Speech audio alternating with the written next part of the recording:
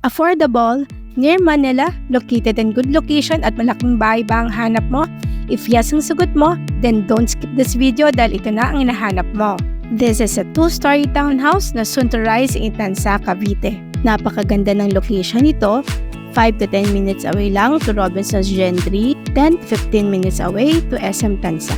Napaka-accessible from expressway and diversion roads. Napakalapit sa mga magagandang future developments like Maple Grove at Evo City. Ang kagandahan sa unit na ito, laki na, matibay at quality pa ang pagkakagawa. Meron itong 44 square meter na lot area at 58 square meter na floor area.